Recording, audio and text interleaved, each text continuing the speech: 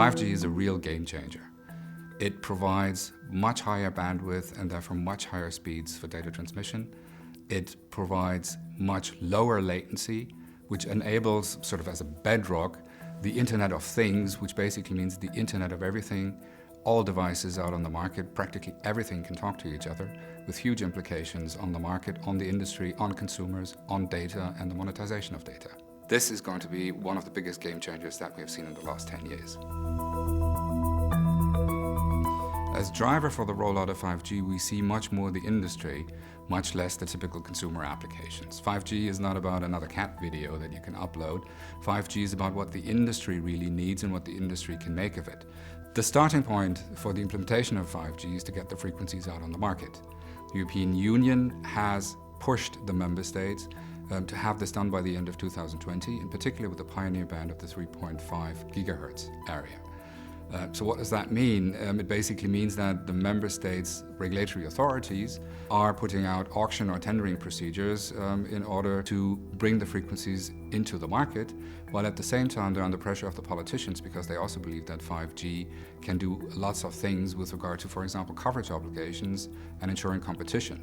So what we're looking at here for those who are interested in the frequencies is that, one, they spend a lot of money in the auction, two, they have to spend a lot of money on the infrastructure built out, three, they have to open up the network for others, which obviously creates tension and regulatory issues on the market.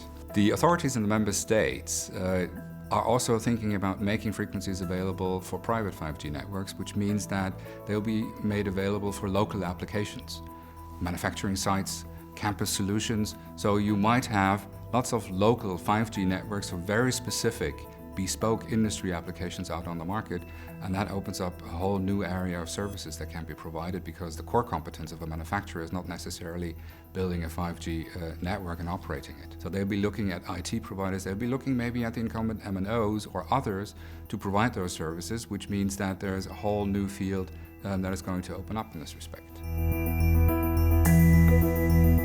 One of the most important requirements for 5G implementation is latency.